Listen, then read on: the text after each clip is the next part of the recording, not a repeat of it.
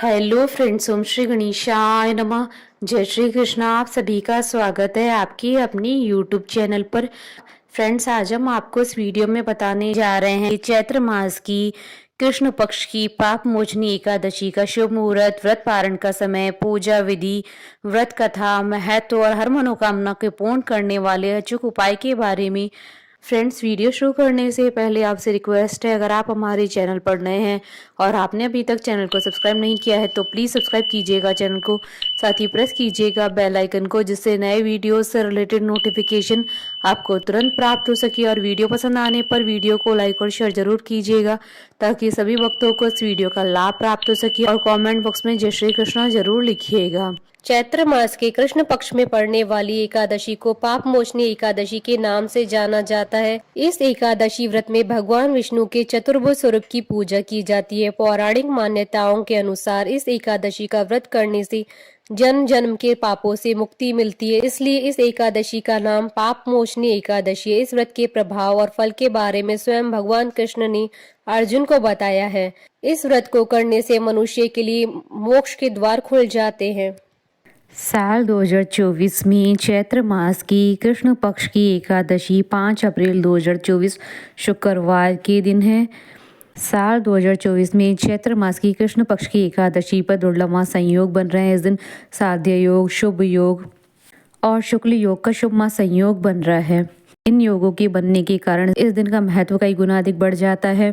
इस दिन किसी भी पूजा पाठ कार्य व्रत करने में पूजा का कई गुना अधिक फल मिलता है और सभी कार्य सिद्ध होते हैं। पाप मोचनी एकादशी पर भगवान विष्णु जी की पीले फूलों से पूजा करने पर उनकी कृपा बरसती है। इस दिन नवग्रहों की पूजा से भी सभी ग्रह शुभ परिणाम देते हैं। पाप मोचनी एकादशी के दिन किसी की निंदा और झूठ बोलने से बचना चाहिए। इस व्रत को करने से ब्रह्म हत्या, स्वर्ण चोरी, मदिरापान, अहिंसा और भ्रूणघात समेत अनेक घोर पापों के दोषों से मुक्ति मिलती है। धार्मिक मान्यता के अनुसार पाप मोचनी एकादशी का व्रत करने वालों को सहस्त्र अर्थात 1000 गायों के दान का फल प्राप्त होता है। इस दिन व्रत करने से भक्तों को बड़े से बड़े यज्ञों के समान फल भी प्राप्त होता है। फ्रेंड्स, अब आइए जानते हैं चैत्र मास की पाप मोचनी एकादशी के शुभ मुहूर्त के बारे में।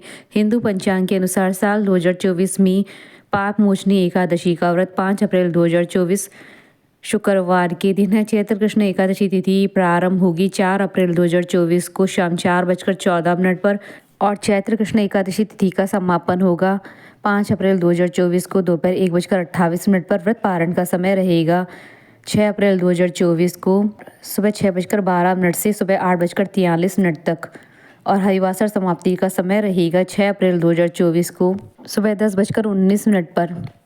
इस दिन साध्य योग सुबह 9:55 तक रहेगा। उसके बाद शुभ योग प्रारंभ हो जाएगा। शुभ योग 6:14 तक रहेगा। उसके बाद शुक्ल योग प्रारंभ हो जाएगा। फ्रेंड्स, अब आइए जानते हैं पाप मोचनी एकादशी की पूजन विधि के बारे में। पाप मोचनी एकादशी के दिन भगवान विष्णु के चतुर्भुज रूप की पूजा की जाती है। व्रत दशमी तिथि से ही शुरू हो जाता है। उस दिन एक बार सात्विक भोजन करें और मन में किसी भी प्रकार के दुर्विचार को आने न दें और भगवान श्री विष्णु की प्रार्थना करें। एकादशी के दिन प्रातः काल स्नान करके षडोपचार सहित विष्णु जी की पूजा करें। भगवान विष्णु को पीले वस्त्र धारण करवाएं और 1.25 मीटर पीले वस्त्र पर उन्हें स्थापित करें। दाएं हाथ में चंदन और फूल लेकर सारे दिन के व्रत का संकल्प ले। भगवान को 11 पीले फल, 11 फूल और 11 पीली मिठाई अर्पित करें। इसके बाद उन्हें पीला चंदन, पीला जनेऊ अर्पित करें। इसके बाद पीले आसन पर बैठकर भगवत कथा का पाठ या विष्णु सहस्त्र नाम का पाठ करें। प्रार्थना कहें, आपके मन की इच्छा जरूर पूरी होगी।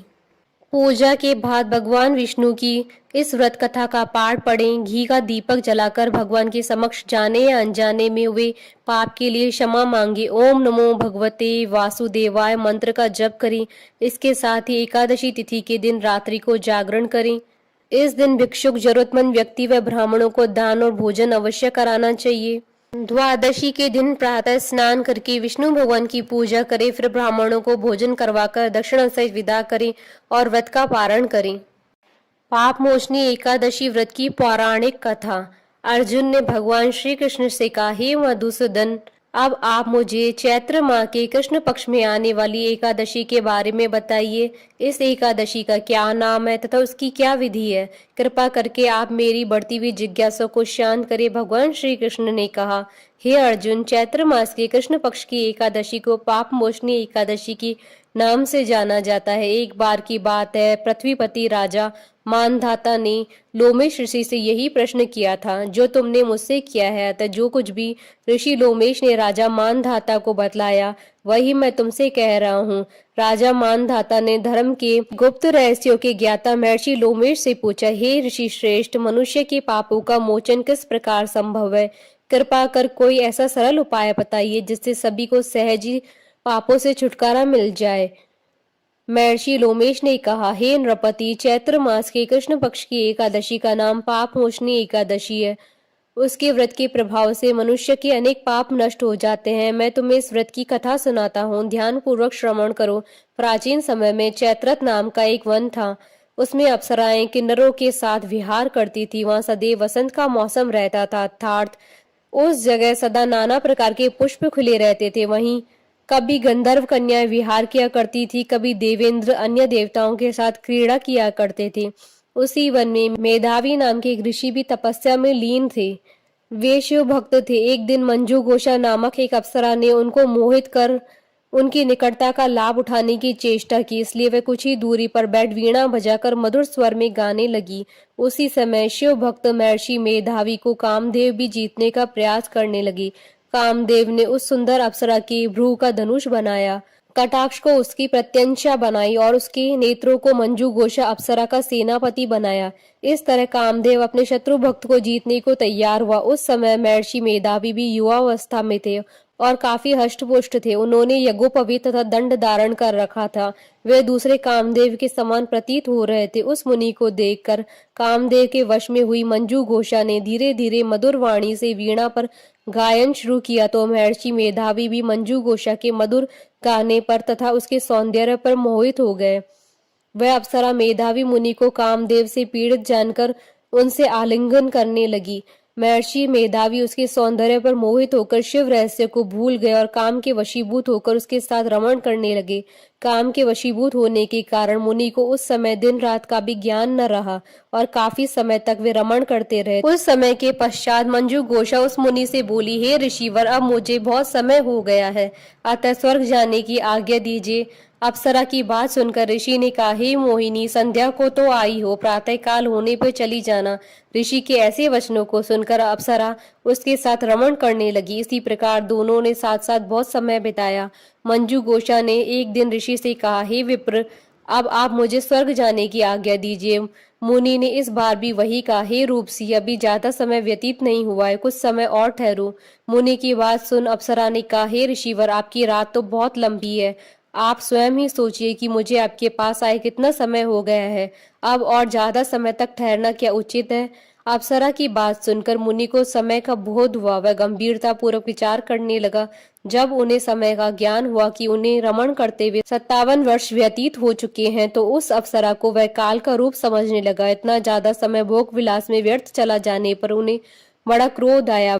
अब वह भयंकर क्रोध में जलते हुए उस तपनाश करने वाली अप्सरा की तरफ भकुटी तानकर देखने लगे। क्रोध से उनके अधर कांपने लगे और इंद्रियां बेकाबू होने लगी। क्रोध से थरथराते हुए स्वर में मुनि ने उस अप्सरा से कहा, मेरे तप को नष्ट करने वाली दुष्टा, तू महापापनी और बहुत ही दुराचारणी है, तुझ पर धिक्कार है। अब तू मेरे श्राप से पिशाचनी बन जा।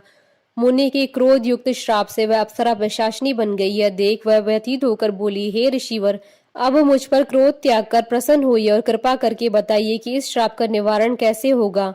विद्वानों ने कहा है कि साधुओं की संगत अच्छा फल देने वाली होती और आपके साथ तो मेरे बहुत वर्ष व्यतीत हुए हैं, अतः अब आप मुझ पर प्रसन्न हो जाइए, अन्यथा लोग कहेंगे कि एक पुण्य आत्मा के साथ रहने पर भी मंजू घोषा को पिशाचनी बनना पड़ा। मंजू घोषा की बात सुनकर मुनि को अपने क्रोध पर अत्यंत ग्लानि हुई, साथ ही अपनी अपकीर्ति का भय भी हुआ। अतः पिशाचनी मंजू घोषा से मुनि ने कहा, तूने मेरा बड़ा बुरा किया है, किंतु फिर भी मैं तुझे इस श्राप से मुक्ति का उपाय बतलाता हूँ। चैत्र मास के कृष्ण पक्ष की जो एकादशी है उसका नाम पाप मोचनी एकादशी है। उस एकादशी का उपवास करने से तेरी प्रशासनी की देह से मुक्ति हो जाएगी। ऐसा कहकर मुनि ने उसको व्रत का सब विधान समझा दिया। फिर अपने पापों का प्रायश्चित करने के लिए वे अपने पिता च्यवन ऋषि के पास गए। च्यवन ऋषि ने अपने पुत्र मेधावी को देखकर कहा, हे पुत्र, ऐसा क्या किया तूने कि तेरे सभी तप नष्ट हो गए हैं, जिससे तुम्हारा समस्त तेज मलिन हो गया है। मेधावी मुनि ने लज्जा से अपना सर झुकाकर कहा, पिताश्री, मैंने एक अप्सरा से रमण करके बहुत बड़ा पाप किया है। इसी पाप के कारण संभवतः मेरा सारा तेज और मेरे तप नष्ट हो गए हैं। कृपा करके आप इस पाप से छूटने का उपाय बतलाइए। ऋषि ने कहा, हे पुत्र, तुम चैत्र माह के कृष्ण पक्ष की पाप मोचनी एकादशी का विधि तथा भक्ति पूर्वक उपवास करो, इससे तुम्हारे सभी पाप नष्ट हो जाएंगे। अपने पिता च्यवन ऋषि के वचनों को सुनकर मेधावी मुनि ने पाप मोचनी एकादशी का विधि पूर्वक व्रत किया। इसके प्रभाव से इसके सभी पाप नष्ट हो गए। मंजू घोषा अप्सरा भी पाप मोचनी एकादशी का उपवास करने से पिशाचिनी की देह से छूट गई और पुनः अपना सुंदर रूप धारण कर स्वर्ग लोक में चली गई। लोमेश मुनि ने कहा, हे राजन, इस पाप मोचनी एकादशी के प्रभाव से समस्त पाप नष्ट हो जाते हैं। इस एकादशी की कथा की श्रवण व पठन से 1000 गोदान करने का फल प्राप्त होता है।